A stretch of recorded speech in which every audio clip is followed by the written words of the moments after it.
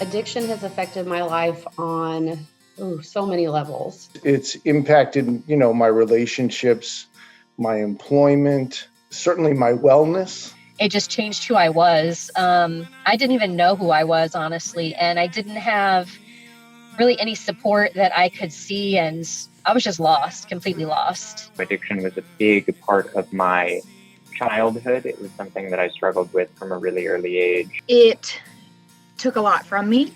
My kids, my marriage, my home. When I first tried to get into recovery, people said, well, you don't look like an addict. You don't look like you would do this. What does an addict look like? This disease of addiction does not discriminate. It doesn't care who you are. It doesn't care what your past has been. It doesn't care what your future is. I went through my addiction in the late 90s and had 2 accidental overdoses, and the second of which was the catalyst to starting my recovery journey. I had this moment of clarity where I saw a picture of myself and my eyes were dead. I was getting high and I just was like, I felt sick to my stomach and I was nauseous and I said, I can't do this anymore. I can't do this. I would define the beginning of my recovery as November 29th, 2014. I had been struggling for some years before then, and it kind of came to a head when I had a seizure and wound up with some trouble. I think all of us have similar stories where something happened, some big event happened.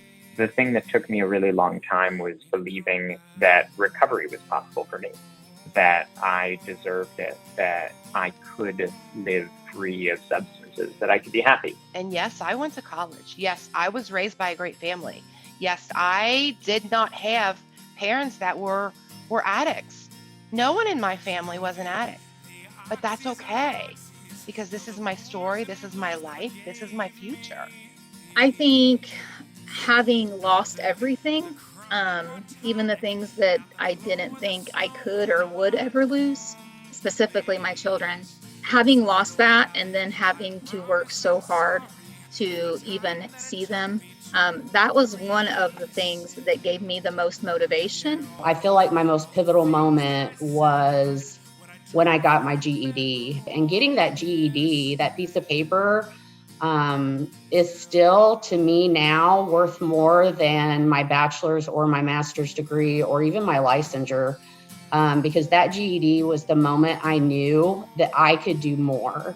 I would not trade my worst day in sobriety or in recovery for my best day beforehand. I really wouldn't, and I'm very, very grateful that I know that. I'm a care navigator, and I'm recovering a day at a time. I am a physician recruiter at Groups, and I am in active recovery. I'm a daughter, I'm a spiritual being, and I am funny, and I am in recovery. I am a Canadian, a musician, and a therapist, and I'm in recovery.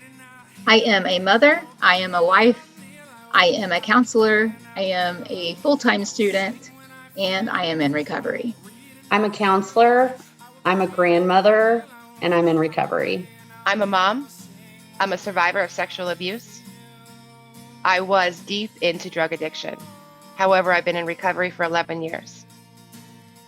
I am a CSC at Groups Recover Together, and I love my job every single day.